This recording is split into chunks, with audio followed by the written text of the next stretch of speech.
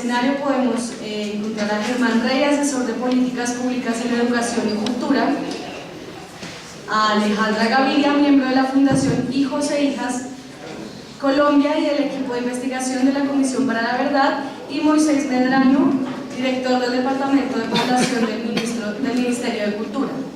Entonces damos paso primero a Germán Rey. Muchas gracias.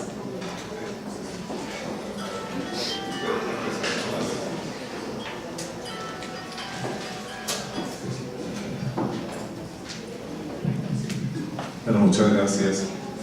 Inicialmente me habían propuesto hablar del tema de las redes en relación con el tema de la verdad. Y habitualmente cuando se habla o se oye hablar de redes, lo primero que pensamos es en las nuevas redes, en las redes que tienen que ver con las tecnologías y en las redes sociales, que es un tema específicamente que he trabajado y que recientemente estoy trabajando con mayor cuidado, pero yo quiero escaparme del título de la charla para, en vez de hablar de redes, hablar de hormigueros. Es decir, voy a adoptar la definición que hace años dio Michel de Certeau, que de una vez les sugiero, por favor, que lo lean, y cada vez leer a Michel de Certeau es verdaderamente no solamente una experiencia cognitiva de conocimiento, sino también una experiencia muy placentera. Un autor que ha estado más invisible, contemporáneo de Foucault y de todos los pensadores franceses de la mitad del siglo pasado, y que ahora está siendo nuevamente revisitado y estudiado. Michel de Certeau decía entonces que la cultura es un hormiguero, y además señalaba que la cultura suele estar en los márgenes. Eso por una parte.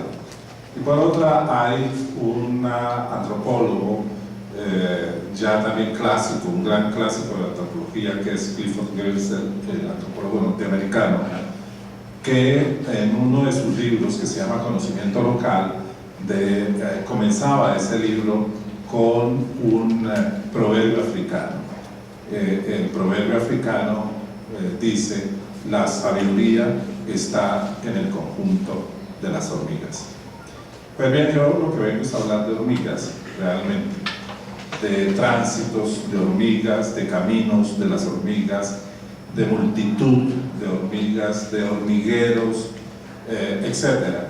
Y para ello voy a tomar 3 o 4 trabajos relativamente recientes míos. El primero se llama La insistencia en la metáfora, experiencias locales de cultura y desarrollo en Colombia, que publicó Alphonse Martinel en un libro a su vez editado por la Fundación Carolina en Madrid, sobre la problemática de la relación entre cultura y desarrollo, cómo las experiencias de cultura y cómo generar la cultura le apuesta a otras visiones del desarrollo y cómo logra impactar el desarrollo. Por eso yo estaba muy temeroso de alguna cita que escuchaba, que leía, perdón, del ministro de Hacienda del gobierno actual, que decía algo así. Bueno, hay muchas citas que ya corren por todas las redes sociales del ministro Carrasquilla, pero había una en que decía así, algo así como: la economía naranja es el paso de la informalidad a la formalidad. Me imagino porque está pensando en impuestos. Entonces ese paso le traería algunas comillas relativas buenas noticias en términos de aumento de impuestos. Y no se trata nada tiene que ver con ese tema. Bien, entonces ese fue un primer estudio en el cual miré cerca de 200 experiencias por todo el país de relación entre cultura y procesos de desarrollo, diríamos en otra clave, de relación entre cultura y buen vivir, por ejemplo, como se habla hoy, sobre todo en el sur. Experiencias que podían haber, que comenzaban, por ejemplo, con un grupo de teatro que ensaya, vive, actúa debajo de un palo de mango en Zambrano Bolívar, hasta otra cantidad de experiencias que hay y que siguen actuando de cultura y desarrollo. Y el segundo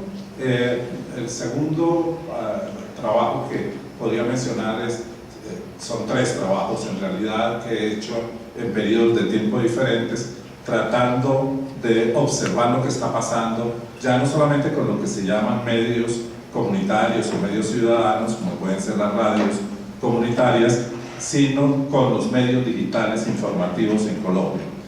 Si yo menciono aquí en esta sala eltiempo.com, todos dirían que lo conocen, o La Silla Vacía, o Quién y Qué, etc. O Nodos, para mostrar desde otra orilla. Pero si, por ejemplo, menciono lacometa.com y preguntase dónde está lacometa.com, que en realidad no están físicamente, pero ellos transitan como las hormigas por la web, por la red, o parlanteamarillo.com o territoriochocuano.com, pues ya es más difícil. En el primer estudio que hice de medios digitales informativos en Colombia, encontré que había en todo el país 350 y que estaban extendidos desde Orito, Putumayo hasta Punta Gallinas. Por toda la geografía del país hay estos medios hablando, trabajando con música, inventándose dialogantes, etc. En el segundo estudio, un año y medio después, encontré que había 700 medios digitales informativos en Colombia. Y acabo de terminar el análisis del último reporte que me dice que hay 900 medios digitales, es decir, que ha habido una verdadera explosión de experiencias pequeñas que utilizan las nuevas tecnologías y básicamente Internet para poder informar sobre todo de sus comunidades de proximidad. Y bien, quizás el tercer trabajo es La vida en el hormiguero, que acaba de aparecer en la revista Arcadia y donde menciono experiencias pequeñas moleculares de arte, de cultura, de información, que también están expandidas por todo el territorio.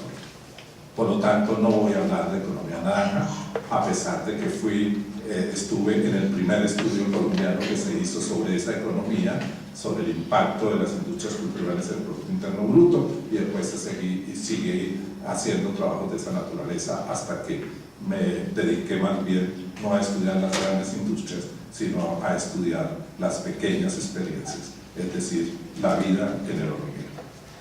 ¿Cómo es la vida en el hormiguero? ¿Qué características tienen estas experiencias? En primer lugar, es una multitud. Utilizo esa palabra en el sentido en que la filosofía contemporánea está utilizando la palabra multitud más allá del concepto de masa. No es una masa de experiencias, es una multitud de experiencias que son moleculares, que son pequeñas y medianas, que van conformando tejidos y que suelen tener unas estructuras reticulares, llámense radio comunitarias, llámense pequeños grupos de teatro, llámense grupos de danza, llámense grupos de títeres, etc. Llámense experiencias narrativas, círculos de lectura, todo eso. La segunda característica es que estas experiencias están profundamente articuladas con sus comunidades de proximidad. Yo acabo de ver la exposición de arte popular que hay en el Centro Gabriel García Márquez, unas cuadras aquí abajo, y que comienza con un homenaje a las mujeres de Mapuján y a los tejidos de las mujeres. Pero me acerqué a los tejidos, los admiré parte por parte, y me llamó mucho la atención que ya no eran tejidos, digamos, del sufrimiento, eran tejidos de la esperanza, porque esos tres tejidos que están en la exposición, que les invito a que bajen, pueden ser picada hacia el centro, para ver allí lo que estamos discutiendo acá, para ver y sentir allí lo que estamos hablando acá, son sobre el posacuerdo, es decir, son tres murales, tres tejidos, 3 retículas, 3 redes imaginarias, ficcionales, emocionales, sobre la manera, el modo de mirar del post-conflicto o del post-acuerdo por parte de estas mujeres tejedoras de Mapujá. Entonces hay una articulación muy profunda entre todos estos grupos y sus comunidades de proximidad. Lo tercero es que todas estas experiencias están afirmadas en el territorio, en lo territorial. No solo visto el territorio como espacio físico, o peor aún como espacio administrativo, sino como espacio simbólico de relaciones, de identidades y de pertenencias, de arraigos. Esto es muy interesante observar. La cuarta característica es que son experiencias, las del hormiguero, cohesionadas alrededor de las prácticas artísticas, las que por lo menos yo he estudiado, las comunicaciones y las propuestas culturales. Es decir, son experiencias de teatro, de músicas, de información local, de murales, de tejidos, de monumentos, de cocina, de danza, de cineclubes, por ejemplo, el Cineclub Borges, o por ejemplo, el Cineclub de Pereira, o el Cineclub La Rosa Púrpura del Cairo, con el cual peregriné por Montes de María hasta llegar al Rincón del Mar y observar cómo los niños, en una noche bella, el Rincón del Mar, se acercaban al videobit para acercarse a su vez a las ficciones del cine y a vincular el cine con su vida y vincular el cine a su vez de La Rosa Púrpura del Cairo con una de las más bellas bibliotecas que he conocido, que es la biblioteca de la María Mulata lectora, la María Mulata lectora, que está en una casa que tiene apenas un piso de tierras, pero que tiene una cantidad de niños y de niñas leyendo en Rincón del Mar. Bien, la quinta característica es que estas experiencias moleculares del hormiguero tienen que ver con pluralidad de historias. Lo que están narrando son historias, lo que están conservando y proyectando hacia el futuro son memorias, y tienen diferentes procedencias y naturalezas. Hay colectivos, hay organizaciones sociales, hay pequeñas fundaciones, hay grupos sociales, hay comunidades, hay inclusive pueblos. Esto es muy bonito ver cómo se rompen las categorías, digamos, sociológicas de las tipologías, para decir, hay pueblos que se movilizan como pueblo, y ya no me refiero solamente a los pueblos, a las comunidades, a los pueblos indígenas o afro, sino a pueblos que han sufrido los embates de la guerra y que ahora resignifican su propio sentido de conformación de pueblos. Son experiencias además vinculadas muy fuertemente a la construcción de la paz, a la construcción de memoria. En este momento estoy trabajando precisamente en una especie de mapa de experiencias de memoria, y verdaderamente asistir a todas las experiencias es bellísimo. No estoy hablando del Centro Nacional de Memoria Histórica, pero me encantaría hablar del Centro Nacional de Memoria Histórica. Yo mismo dirigí uno de los informes del Centro Nacional. La labor que ha hecho el Centro Nacional de Memoria Histórica es verdaderamente extraordinaria. No, pero yo estoy hablando más bien de Abracitos NASA, por ejemplo, o los reporteritos que hay, o los reporteros niños de la Escuela Audiovisual de Belén de los Andaquíes. De ellos es que estoy hablando. A procesos de paz, entonces, de memoria, de comunicación y de ciudadanías. ¿Cómo pueden ser construidas las ciudadanías a través de estas experiencias de hormiguero, a través de estas experiencias moleculares? Por otra parte, están asociadas estas experiencias con procesos sociales. de educación, de medio ambiente, de derechos humanos, de convivencia social, de identidad cultural, de economías comunitarias, por ejemplo. Eso es algo diferente a la economía naranja, de economías comunitarias. Y mucho de esa economía comunitaria es la que se expande por todo el país, por ejemplo, a través de las fiestas. La economía naranja está concentrada. Yo no hice los estudios que muestran eso, pero en la televisión, en el cine, yo los hice. Esta es la economía, otras formas económicas que aparecen, así no las aparezcan en los gobiernos, aparecen en la vida social. Bien, son expresiones también de resiliencia en la medida en que muchas de ellas existen en medio de la experiencia de la dificultad. No voy a hacer una loa a la experiencia de la dificultad, las dificultades son dificultades y son tensionantes, pero todas ellas sobreviven y sobreviven por años en medio, digamos, de la acción, de la fuerza, de la potencia de poder superar las dificultades. Por otra parte, ellas son experiencias que tienen sostenibilidad. Esto lo expliqué hace años cuando hablé de sostenibilidad desde fuera. Bueno, organismos de cooperación pueden ayudar, la Embajada de Suecia puede ayudar, el Ministerio puede ayudar y ayuda en efecto. Sino muchas de ellas tienen una visión de la sostenibilidad desde dentro. La sostenibilidad no existe porque venga desde fuera. La sostenibilidad viene porque desde dentro, desde la cohesión de estos grupos, desde su fuerza para sostenerse, desde la imaginación para vivir, desde la proeza de existir diariamente, ellos toman la fuerza. Es una fuerza más de adentro, más centrípeta que centrífuga. Bien, y ya termino para no molestar.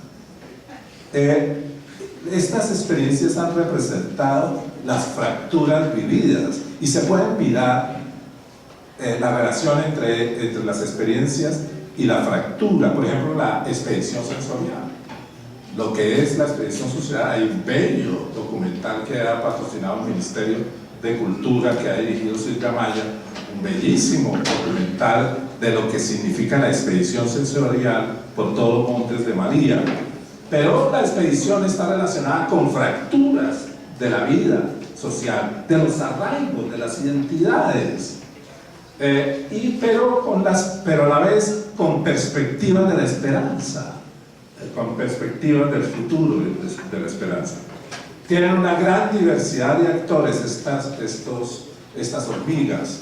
Son niños y niñas, son jóvenes, maestros, artistas, gestores culturales, indígenas, afrodescendientes, campesinos, habitantes urbanos, pobladores de territorios, y actúan a través de una enorme diversidad de manifestaciones socioculturales, fiestas, carnavales, celebraciones religiosas, prácticas educativas, gestos de paz, etc. Escuchen por favor algunos de sus nombres. Tengo muchísimo más, pero afinemos el oído para escuchar ahí al lado del oído el sonido de las hormigas. La Rosa Púrpura del Cairo, Expedición Sensorial, La Peluquería, lacometa.com, Memorias del Reinado Trans del Río Tuluní, Ojalá nos alcance la vida, El Parlante Amarillo, Escuela Infantil Audiovisual del Belén de los Andaquíes, Ojo al Sancocho, Colectivo Mejoda, Tejedoras de Mampuján, Disparate del Magdalena, Excusado Prime System, Circo Ciudad, Mujeres al Borde, Teatrízate, Festival Autónomo de Gaitas, Nuestra Gente, La Casa del Adobe, Etnohistoria del Cerro Tijeras, Títeres con Memoria, Colectivo de Mujeres Hip Hoppers, Bosques de la Memoria, Vigilia de los Guardianes del Cielo, Colectivo de Comunicación de Montes de María, Sonidos con Memoria. Esas son las hormigas de las que vine a hablar acá. Y quiero cerrar con dos reflexiones del mismo Michel de Certeau. del mismo que dijo la cultura es un hormiguero.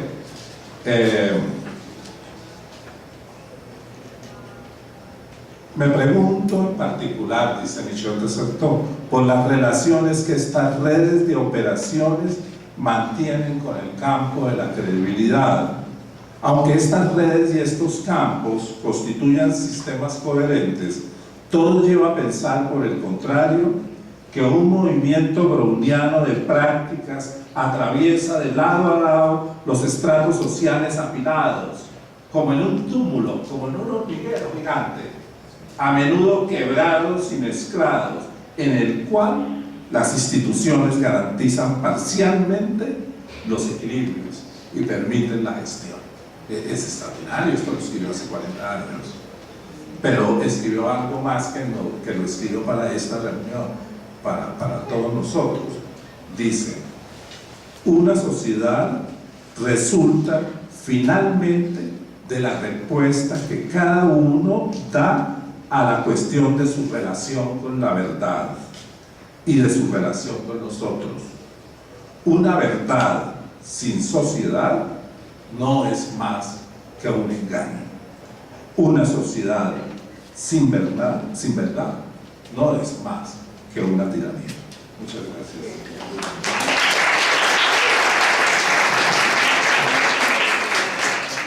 Muchas gracias. Continuamos ahora con Alejandra Gaviria. Pero antes quisiera recordarles la metodología. Cada panelista tiene 15 minutos para exponer y tendremos estas dos paletas que indican que les restan 3 minutos y otra cuando el tiempo ha finalizado. Ahora continuamos. Le damos paso a Alejandra Gaviria, miembro de la Fundación Hijos e Hijas Colombia y del equipo de investigación de la Comisión para la Verdad. Muchas gracias. Buenas tardes para todos y todas. Muy contenta de estar aquí. Mi agradecimiento a Yolanda, a Lucía, a todos los organizadores y por supuesto a las coincidencias de la vida, que Germán estuvo antes que yo, y entonces podría decir que 2 puntos aparte, voy a dar un ejemplo de uno de esos hormigueros que ha trabajado en esa experiencia de relacionarse con la verdad, con lo sucedido en su país. Yo hago parte de una organización que nació hace más de 12 años, no es una fundación, es una organización, un movimiento que se llama HIJOS, es una sigla, y significa Hijas e Hijos por la Identidad, la Justicia, contra el Olvido y el Silencio. Es una sigla internacional, además, digamos, existen organizaciones de hijos en los países del Cono Sur que vivieron dictaduras, en México, en Guatemala, en El Salvador y también en España. Tengo una presentación, entonces me voy a parar para ponerla.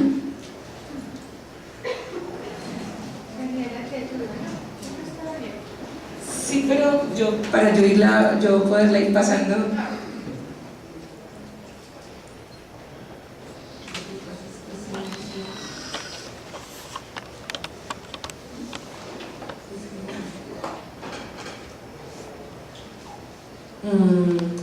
Entonces la historia de Hijos y de la experiencia que yo les traigo hoy aquí es la historia de unos jóvenes, de un hormiguero específico que no se veía y que apenas empieza a verse reflejado en la historia oficial y no nos veíamos reflejados de ninguna forma,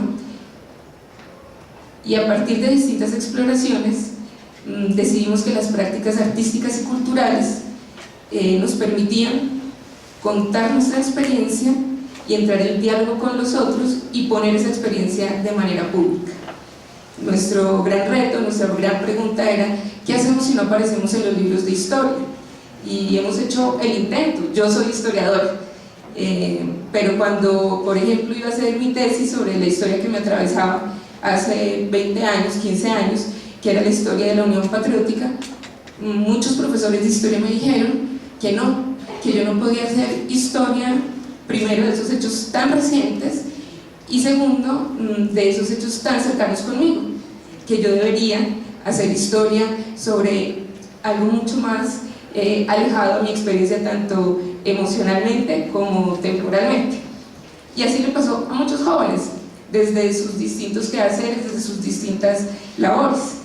Y encontramos entonces en las prácticas artísticas y culturales, que le pongo ese matiz porque muchos de nosotros nunca decidimos ser artistas, sino que nuestra necesidad de expresarnos nos llevó a eso. Entonces vimos en estas prácticas la posibilidad de expresarnos y además de utilizar el espacio público como un espacio que aún permitía dar nuestras versiones, nuestras verdades, que no aparecía, como lo dije, en ningún libro ni en las noticias además.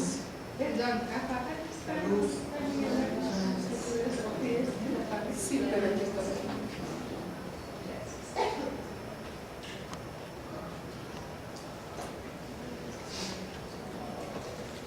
Yo propongo que entre todos, o sea, ustedes y yo, entre todos, echemos de para atrás y busquemos las razones por las cuales el país está como está.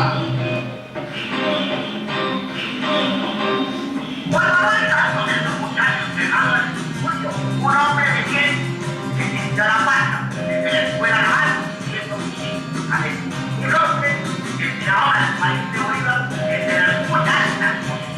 No, como ha tirado, son impactadas cuando se pinta allá. Más desfilado esta distancia. Y muy mal, como es esa huevonada que pasa el ejército, pasa la policía, pues no sean católicos. Como es eso, ¿cierto? Uno le queda con una huevonadita potente, ¿cierto? Y uno dice, yo te le ayudo, después lo diga, pero no le dije, ¿no?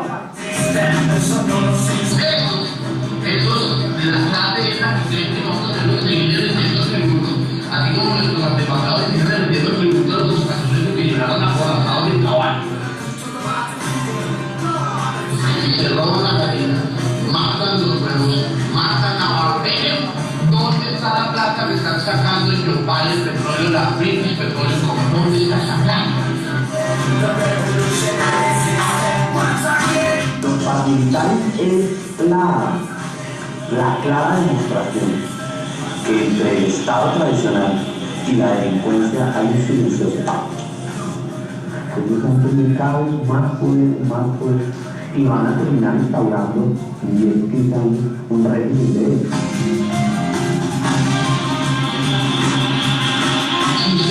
Porque no asumen la dirección de su propio país, nadie va a venir a atacar, nadie.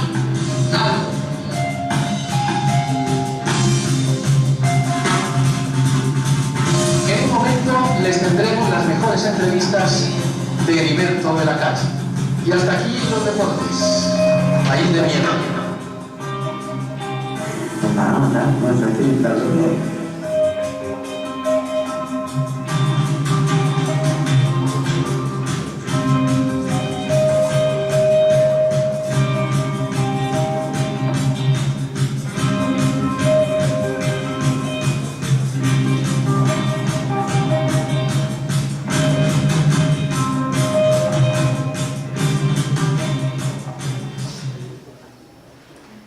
Bueno, escogí este video porque precisamente, si ustedes vieron el letrero, fue la conmemoración de los 12 años del asesinato de Jaime Garzón. Hace pocos días se cumplieron 20 años, es decir, esto fue hace 8 años. Y yo les decía que nosotros empezamos a trabajar hace más de 10 años y el contexto era completamente distinto. El contexto era un contexto de negación súper fuerte frente al tema de las víctimas y el conflicto. Es decir, no existía ni siquiera lo que para muchos parece obvio ya, que es una ley de víctimas que crea un Centro Nacional de Memoria Histórica. En ese entonces, por ejemplo, decían que los desplazados no se podían considerar ni llamarse públicamente en los documentos desplazados, porque como no había conflicto y no había víctimas, ellos tenían el estatus de turistas internos. Así era el estado de nuestro país, digamos, o de nuestra reflexión frente al conflicto hace 12 años. Y mi tema era la verdad en el espacio público.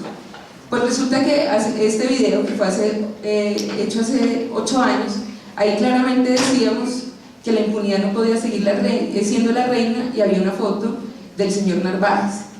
El señor Narváez hoy, después de 20 años, y después de 8 años de este video ha sido, o se ha abierto la investigación y ha sido condenado por el asesinato de Jaime Garzón, que no es el único en el que él está implicado.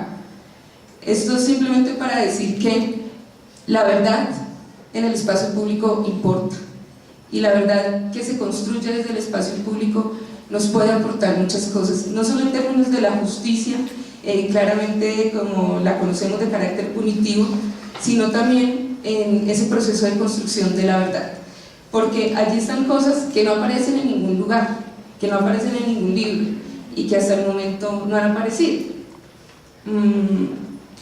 o muchas veces han aparecido de otra forma, y es ese segundo punto que nosotros reflexionamos y decíamos, comparamos nuestra experiencia con la historia oficial, y muchas veces quedamos reducidos a un titular que además tergiversaba. Ese es el titular del 9 de junio del 2010, donde dice que muere en combate cabecilla del Frente 33 de las FARC, y dice además que quien fue abatido es Alex Boyaco, segundo cabecilla de finanzas del Frente 33 de la organización narcoterrorista de las FARC. Así son los titulares que muchas veces cuentan la historia de este país. Y esta es la verdad de el que era denominado Alex el Boyaco. Es Fray Leonardo Porras. Él lastimosamente se ha vuelto famoso, pero él destapó un gran escándalo que luego se conoció como los falsos positivos, o los mal llamados falsos positivos. Fray Leonardo Porras era un joven de 25 años que tenía una discapacidad mental y además una parálisis en el lado izquierdo. Él fue encontrado con prendas militares, con armas en su brazo izquierdo, y lo que se dijo fue que él era el jefe de finanzas. Fray Leonardo, por su discapacidad mental, tenía más o menos la mentalidad de un niño de 8 años, no tenía completa conciencia del dinero, y como les dije, pues tenía una parálisis en su lado izquierdo que le hacía imposible disparar. Frente al caso de Fray Leonardo Porras, o con él, empezaron a nacer a visibilizarse todos estos casos de las madres de Esparcha. Y un poco esa es la historia de muchos de los que hacemos parte de la organización de hijos. Y fue así que entonces decidimos que no nos íbamos a quedar callados, no solo por una necesidad fundamental de expresarnos, si se quiere, individual, sino porque consideramos hace 10 años y seguimos considerando ahora que el país necesita escuchar estas otras voces para una necesaria reflexión, si se quiere construir, digamos, una paz. Y fue por eso que entonces dijimos, vamos a hablar, y vamos a hablar en voz alta, pero como les comentaba antes, la forma que se nos ocurrió, tal vez por intuición, tal vez por los gustos particulares de cada uno de los que en ese entonces éramos jóvenes, fue estar en la calle, y eso nos permitió otras cosas. Como ustedes vieron en el video del mural que hicimos hace 8 años, los trabajos que hacíamos en la calle para contar esta historia nunca eran trabajos individuales. Nos empezamos a dar cuenta que nosotros necesitábamos de la ayuda de muchos otros, pero que además esa puesta en escena en público se volvía una disculpa para que otros que estaban interesados participaran. Entonces empezamos a construir un gran trabajo colaborativo con distintos artistas de arte urbano haciendo distintas cosas. Y ahí es donde hay para mí unas grandes enseñanzas de ese hormiguero que se pone en escena en el espacio público, y es que permite, primero, que fue nuestra experiencia y sobre la cual tuvimos gran sorpresa, es que al nosotros poner nuestra historia en público en una calle, porque pues no solo hacíamos murales sino distintas actividades, logramos generar un ambiente propicio para el diálogo. Cuando nosotros empezamos a hacer eso estábamos supremamente asustados y decíamos, pues si ni siquiera me dejan hacer a mí una tesis de historia sobre este tema, si toda la vida, durante toda mi vida, mi mamá me enseñó que no podía hablar de lo que le había pasado a mi papá, que era un líder de la Unión Patriótica, que no podía nunca hablar eso en voz alta por mi propia seguridad, decíamos todos estos jóvenes, oye, cuando salgamos a la calle, pues mínimo tomates volarán. Y lo que descubrimos es que esto lo que se convertía era en un dispositivo para que la gente empezara a reflexionar sobre su propia experiencia en el conflicto en ese momento y empezar a conversar con nosotros o empezar a querer aportar su versión desde distintas formas. Es así que este hormiguero empezó a hacer actividades por todas partes del país.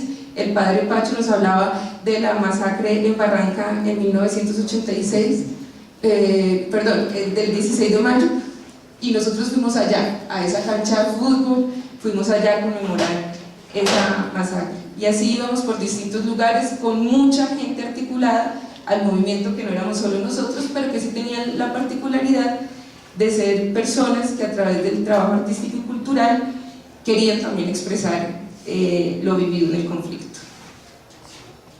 Hicimos intervenciones, o hemos hecho intervenciones como la de los carteles que está arriba. Ustedes saben que Colombia es tal vez el único país en donde en unas elecciones a la presidencia mataron a sus tres de los 4 candidatos. Mataron a Galán, a Carlos Pizarro y a Bernardo Jaramillo. Nosotros para los 20 años decidimos sacar los afiches de ellos a la presidencia de nuevo en las calles. Hicimos intervenciones en el cementerio central, donde están muchas de estas personas. También empezamos a utilizar la música.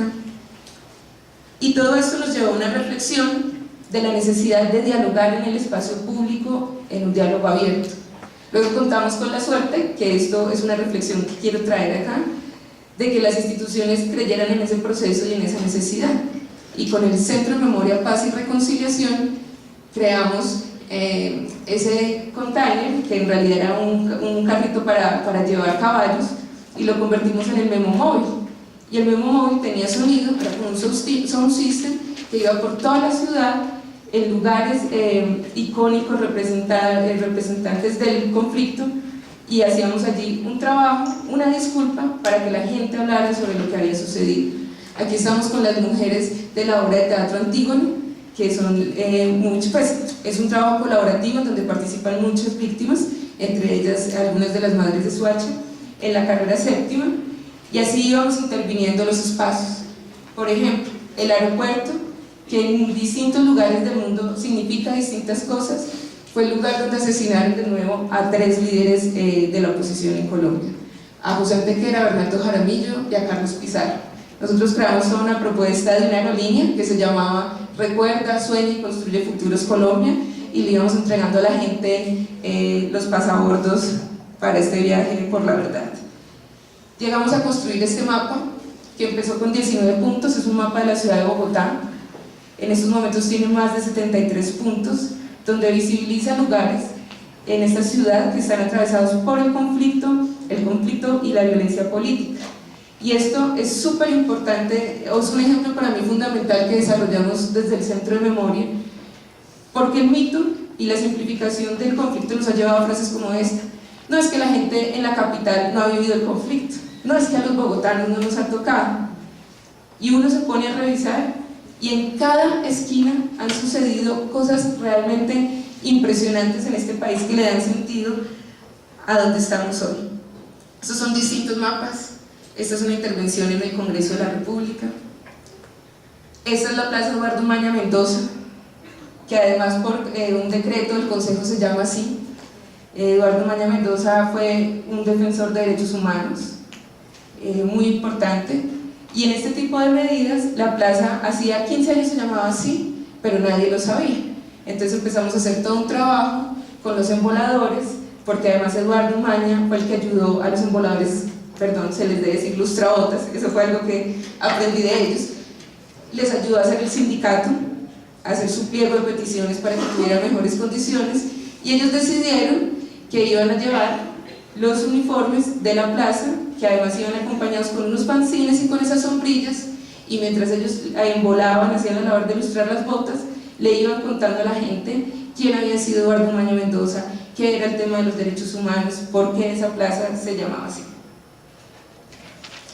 Entonces, esto porque a mí como a los otros, las otras personas que vinieron a conversar hoy, nos dijeron que sacáramos de esto algunas reflexiones. Yo quisiera sacar 3 reflexiones súper importantes en mi concepto, desde la experiencia que he aprendido en el espacio público y en relación con la verdad y la memoria, que creo es de utilidad en estos momentos para la comisión. La primera es que nosotros nos enfrentamos hace 15 años y nos seguimos enfrentando a un discurso que simplifica, y eso trae muchas consecuencias, pero la principal es que deshumaniza. Y yo les hablaba al principio tal vez de la deshumanización y visibilización de las víctimas, pero en mi concepto, en el momento actual, el conflicto en sí mismo está deshumanizado. Todos pensamos, o muchas veces pensamos, que lo que nos pasó fue horrible, fue inhumano, y a mí me parece que el principio sobre el cual tenemos que partir es que para comprender lo que nos pasó tenemos que reconocer que esto nos pasó entre humanos, que fueron humanos los que hicieron esto, que el conflicto no es algo inexplicable, el conflicto tiene lógicas, tiene dinámicas, tiene beneficiarios, tiene víctimas también, tiene patrones, y hay que empezar a comprenderlos, porque fueron humanos los que hicieron esas dinámicas en el conflicto. Y reconocer la humanidad significa no solo reconocer, digamos, la humanidad de las víctimas y que dejemos de verlas muchas veces como pobrecitas y que empecemos a reconocerlas como sujetos, sino que es necesario humanizar a todos los implicados. Es necesario humanizar a todos los que hemos vivido y complejizar esa idea. Es necesario humanizar a los responsables, pero también es necesario humanizar a la sociedad colombiana, porque en nuestra lectura simplificada hemos caído en el error de pensar que esto es un tema que solo le compete a unas víctimas y a unos responsables, y eso es muy cómodo. Pero si humanizamos la sociedad, tendremos que preguntarnos cada uno en cómo se implicó y en qué hizo frente al conflicto, y lo debemos de preguntar porque nosotros, sea por acción, sea por omisión, sea por la razón que sea, participamos, porque nos correspondió, nos tocó, porque fue en nuestro territorio, que es más allá de un espacio inerte, sino que significa las relaciones que llevamos. La segunda idea que se las nombré ya, es la necesidad de complejizar el conflicto. No puede ser una verdad que se base en un juego de historias únicas, de buenos y de malos. Pero además, no podemos caer en esta retórica de la diversidad de historias y vamos a ver a la diversidad de los colombianos. Yo creo que es fundamental poner y complejizar la experiencia del conflicto para que pueda dar un paso en donde no se limite solo a la explicación de la atrocidad. A mí me preocupa mucho cuando hablamos del conflicto y solo hablamos de él en términos de muerte, dolor, formas de tortura, más repertorios, más formas de sentirnos como inhumanos. Y construimos de la historia del conflicto esa historia única. Yo creo que la Comisión de la Verdad tiene el gran reto de ponerle a esa historia del conflicto las otras capas, y solo quiero nombrar una que para mí es fundamental, y tiene que ver con la capa que nos ha permitido a esas mismas personas que hemos vivido, sufrido el conflicto, transformarlo. Yo creo que Colombia necesita conocer eso. Creo que nos debemos hacer algunas preguntas y que esas preguntas se vuelvan igual de importantes que las preguntas sobre el horror y sobre la atrocidad. Por ejemplo, necesitamos conocer las miles de historias de cómo los colombianos hemos logrado sobreponernos a lo peor. Necesitamos conocer las historias de cómo mujeres como la mamá de Fair Leonardo Porras, amas de casa, por amor a su hijo desaparecido o encontrado asesinado después, se convierten en luchadoras por la verdad. Necesitamos que la verdad nos muestre cómo comunidades enteras que quedaron completamente devastadas, en donde, digamos, el horror se materializó en ellas, se han reconstruido no de cualquier forma, sino autodenominadas como comunidades de paz. Como esos seres humanos que participaron del horror también son capaces de participar y construir esa dimensión que la convierten como esencial, que tiene que ver con, si se quiere, la resiliencia o la resistencia, que para mí no me gustan mucho esos conceptos, pero que tiene que ver con reconstruir y transformar y hacer de su experiencia el mejor ejemplo de las posibilidades o de la imaginación.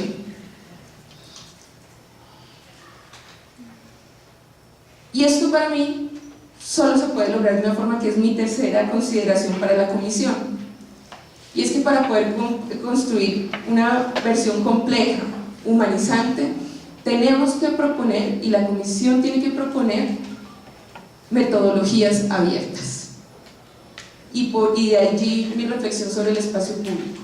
Una verdad que busque reconocer la diversidad, que busque humanizar, no puede ser una verdad que solo no la expresen y nosotros la recibamos. Tiene que ser una verdad apropiada, tiene que ser una verdad en donde participen los distintos sectores de la sociedad, donde los distintos sectores de la sociedad puedan reflexionar. Tiene que ser entonces una verdad pública, tiene que ser una verdad que se pueda desdoblar y que la desdoblen los distintos sectores de la sociedad. No puede ser una verdad que nos da la comisión, sino que tiene que ser una verdad que los distintos hormigueros empiezan a apropiársela, a reflexionarla y a hacer, digamos, otros productos, otras experiencias sobre eso que ha sucedido. Porque en mi concepto, el fin último de esto debe ser que los colombianos comprendamos la verdad como un tesoro que nos da, por ejemplo, la guía y la inspiración con todas esas historias que aún nos falta por conocer, de cómo superar lo peor, y un tesoro que nos refleja a cada uno de nosotros. No puede ser la verdad de las víctimas solamente, no puede ser la verdad de los responsables, tiene que ser la verdad de los colombianos. Y así podremos entonces pensar en la verdad como un bien público, que se expresa públicamente, y eso significa que se expresa por cada uno de los colombianos y de las colombianas a partir de sus distintos lenguajes y prácticas, en este caso, y en mi experiencia, a partir de las prácticas artísticas y culturales. Gracias.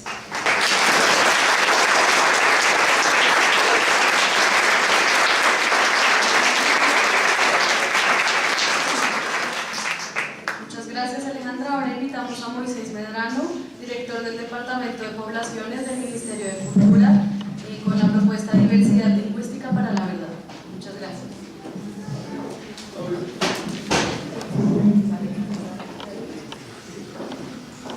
Buenas tardes. Yo voy a comenzar con las propuestas para que las paletas no me aceleren. Quiero mostrarles el acuerdo de paz traducido a las 67 lenguas nativas de Colombia. Lo voy a censurar.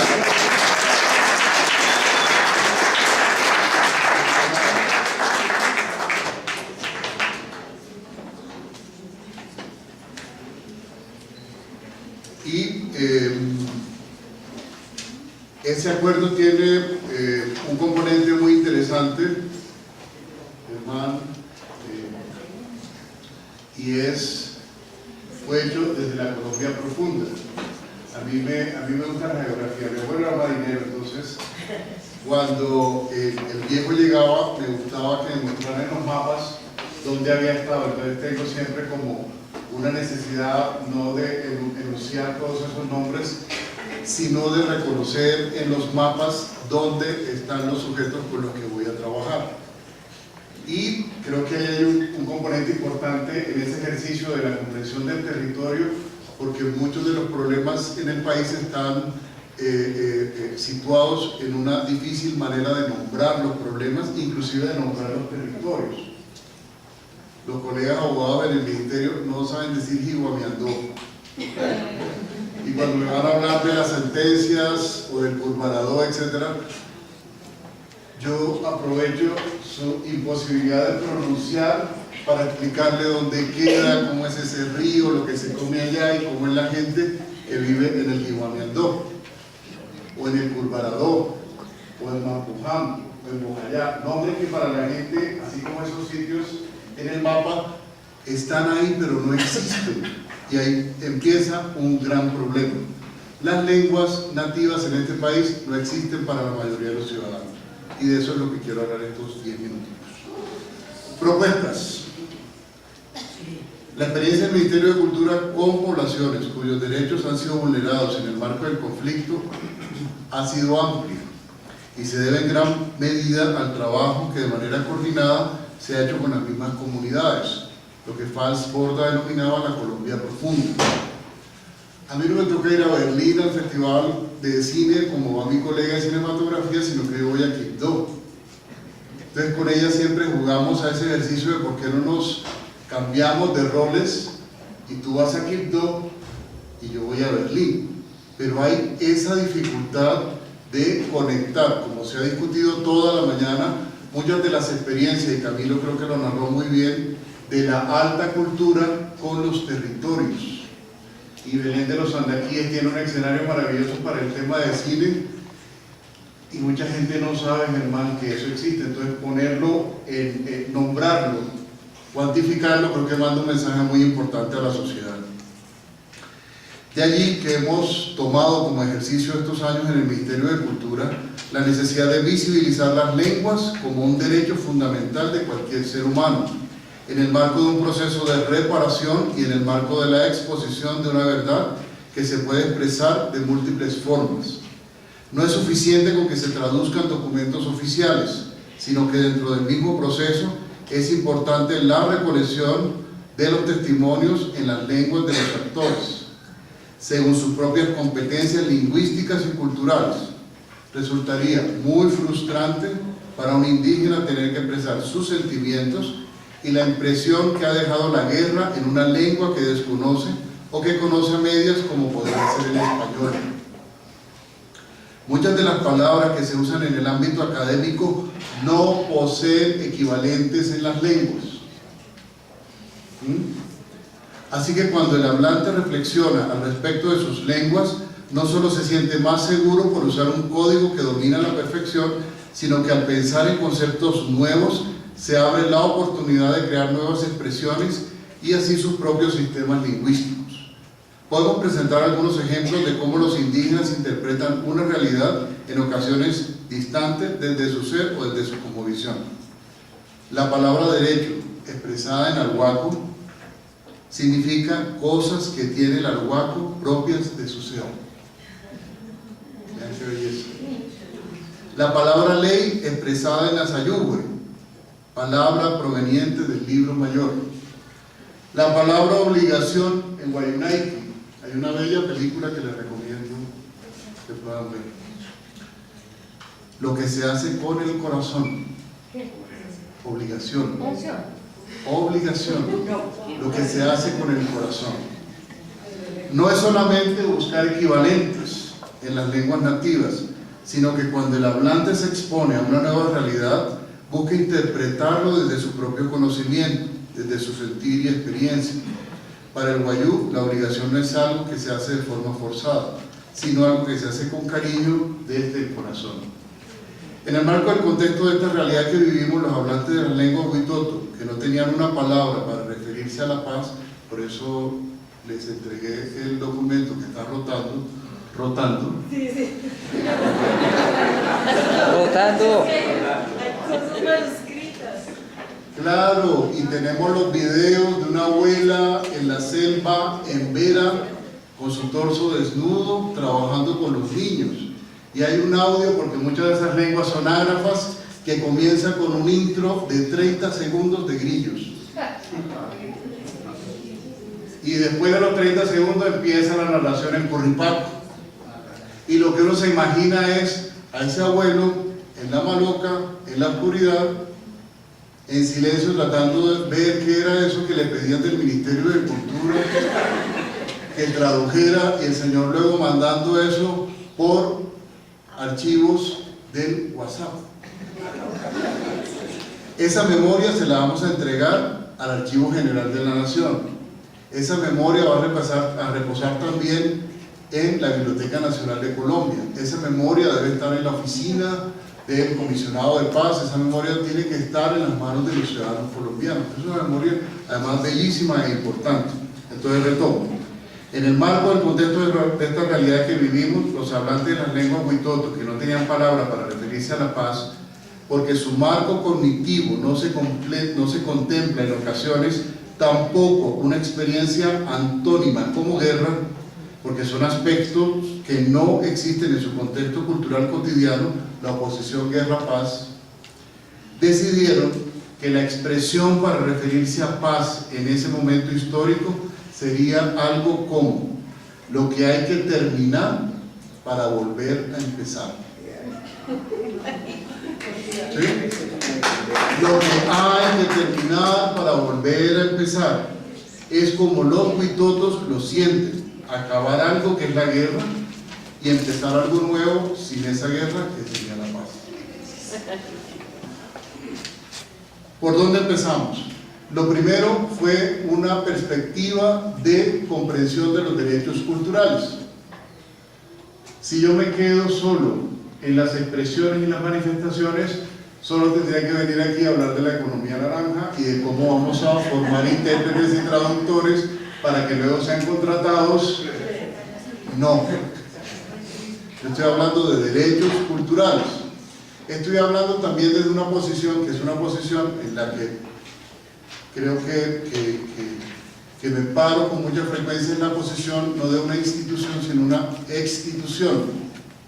Una institución que está abierta, una institución que recibe a los ciudadanos y que establece unos vínculos, una relación diferente con los ciudadanos. Creo que esas posturas no son posturas tradicionales del ejercicio de lo público. La verdad es que yo no vengo del mundo de lo público, estoy prestado allá y luego ya me devolveré, porque hay otros colores, no solo hay naranja, hay azul, hay verde, hay rojo, y hay otras lenguas en las que se pueden nombrar las cosas como hemos leído que se nombran. La palabra en el mundo huitoto, y voy a referir mucho al mundo huitoto porque a mí me parece un mundo fascinante, porque es un mundo de una gente que a mí me gusta, que es la gente que sobrevive. Los huitotos son unos sobrevivientes de toda esa tragedia espantosa de la Casa Arana, que muchos colombianos creían que era una ficción hasta que lo vieron en El abrazo de la serpiente. Levanten la mano quienes no vieron El abrazo de la serpiente. Tienen que ver El abrazo de la serpiente. Hay 7 lenguas usadas durante la filmación de esa película. Y hay un relato maravilloso ahí de la Casa Arana, que es la casa donde se cometieron todos estos abusos y este genocidio, que es ahora una casa de la verdad, una casa de la palabra, se resignificó. ¿Sí? Entonces los huitotos, para los huitotos, la palabra está relacionada con el poder. Las palabras tienen poder y por eso en esa lengua son como sinónimos. La palabra entre los huitotos es el conocimiento y portan poder incluso para sanar enfermedades por medio de los cantos y conjuros. Si se pierde la lengua, se pierde ese conocimiento y ese poder de sanar. Miren qué diferencia con lo que nosotros tenemos. Esta idea sobre el poder de la palabra de los huitotos es muy importante, porque para los pueblos indígenas de tradición oral, si se pierde el nombre de las cosas, se pierde el conocimiento que se tiene sobre estas cosas. Lo mismo pasa con otros aspectos de la cultura de los indígenas. Se pueden expresar solo en sus lenguas: el nombre de las plantas, la fauna, las partes del cuerpo, la idea que se tiene del mundo, la espiritualidad, que al traducirlas a una lengua como el español pierde su sentido. En ocasiones ni siquiera tiene una equivalencia, como sucede con las partes de la planta que se clasifican de manera diferente. Muchas de las lenguas del Baupés, por ejemplo, presentan en su gramática clasificadores nominales, o sea que ciertos objetos solo se llaman de esa manera si están ubicados en ciertos lugares. Nosotros no tenemos eso en español. Bueno, la casa en el aire. Bueno, ahí tendríamos como un tema para aprender. Es decir, si se pierde la lengua de estas, como el caso tucano, se está perdiendo la genialidad extraordinaria de cómo este pueblo ha organizado su mundo material y cómo lo clasifica. Lo mismo acontece cuando un indígena quiere expresar sus sentimientos. No es posible hacerlo en otra lengua. Hay aspectos que jamás se han mencionado para muchos pueblos que son nuevos en su realidad. Por eso no los nombran. Con cierta frecuencia tienen que acudir al español a hacer préstamos lingüísticos y aunque usen la palabra, la forma en que lo perciben es diferente. Hay ideas en español que no tienen referente en una lengua indígena, como el odio o la violencia. En traducciones recientes que hicimos con el pueblo Yupa sobre una sentencia de restitución de tierras, sorprendió que preguntaran qué es violencia y qué era además violencia sexual. Aunque estemos familiarizados con él, aunque estemos lamentablemente familiarizados nosotros acá con el tema de la violencia sexual, para el pueblo Yupa, tanto el fenómeno como la idea misma son nuevos. Por lo tanto, no existe ninguna expresión para referirse a estos en sus lenguas. Los traductores debieron construir expresiones para referirse a estos conceptos. Existe hoy una ley de lenguas, una ley de lenguas basada en la estructura de los derechos culturales. Es una ley que les invito a consultar, tiene, y no lo voy a definir por el tema del tiempo. Yo creo que podemos, Yolanda, dejar esta presentación para luego comentarla con todos. La ley contiene elementos fundamentales para la defensa de las lenguas nativas. Primero, hace explícito los derechos que tienen los hablantes a usar sus lenguas en cualquier ámbito: salud, administración, escenarios jurídicos y educación. Genera obligaciones sobre la necesidad de destinar recursos para la recuperación de las lenguas que se están perdiendo. Orienta la necesidad de formar intérpretes y traductores. Permite la creación de materiales en lengua, la construcción de un plan decenal de lengua que ya está aprobado y la conformación de un Consejo Nacional de Lengua que tiene la participación de muchos pueblos. Colombia es un país que tiene una diversidad lingüística significativa. Son 65 lenguas indígenas, 2 criollas, la lengua romaní, y hace 4 años tomamos la decisión de incluir la lengua de señas colombiana como una más del paisaje lingüístico del país. El impacto en la población sorda ha sido supremamente potente y fue una decisión que no implicó la transformación de una ley, sino la aplicación estricta de lo que la ley ya había contemplado. El ejemplo es concreto. Era como esta hora, porque los ciudadanos llegan a diversas horas, una familia que tenía un niño sordo y me preguntan que por qué no estaba la lengua de señas en la ley de lenguas nativas. Yo le contesté que eso había sido AM, dije antes de Moisés. ¿Y qué hay que hacer? Pues lo incluimos. Así como ustedes se rieron ahorita, se rió esa familia, se tranquilizó porque llegaron afectados, seguramente pensando que yo les voy a decir: voy a iniciar un trámite, voy a citar el Consejo Nacional de Lengua, vamos a hacer una consulta. No, se tomó la decisión por la petición de una familia que tenía un niño sordo. Eso se puede. Eso se puede. ¿Cómo se fortalecen las lenguas? En primer lugar, trabajando desde la Colombia profunda. En segundo lugar, apelando a la justicia cognitiva. En tercer lugar, equiparando de manera respetuosa los saberes de las comunidades. Esto nos ha permitido adelantar procesos de traducción a las lenguas Yu y Nucac del auto 173 de 2012. Hay un video, Yolanda, que también me gustaría que lo circularan, que sistematiza cómo fue este proceso de traducción, que fue un ejercicio de carácter colectivo, interdisciplinario, que implicó hacer uso de una serie de herramientas que permiten hoy que el pueblo Nucac y el pueblo Yu puedan disponer de este proceso. Para finalizar, quiero nuevamente retomar cuáles son esas recomendaciones. Necesitamos que los ejercicios de recuperación de los testimonios de las comunidades sean en sus lenguas. Y en segundo lugar, que los procesos de traducción sean entendidos no solo como ejercicios técnicos de carácter lingüístico.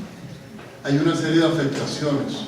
Cuando haya que recoger testimonios asociados a la violencia sexual perpetrada en los pueblos indígenas, en las mujeres y en los niños, vamos a necesitar una serie de herramientas interdisciplinares para que esas personas que van a ayudar a hacer las traducciones tengan la ayuda de los que ayudan.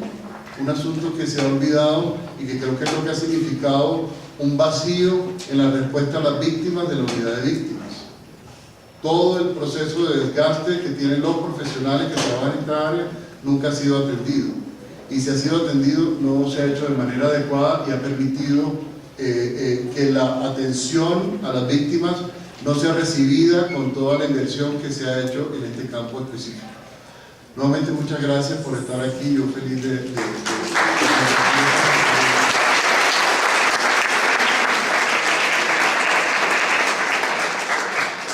Muchísimas gracias a Alejandra Gaviria, Moisés Medrano y Germán Rey por participar en este panel. Y ahora continuamos con el quinto segmento, el arte de la cultura en tribunales internacionales de la verdad. Entonces damos paso e invitamos a los ponentes Anne Pearson para que nos acompañen aquí en tarima, a Natalia Bautista, a Liliana Mendoza y a David Bellamy. Muchas gracias.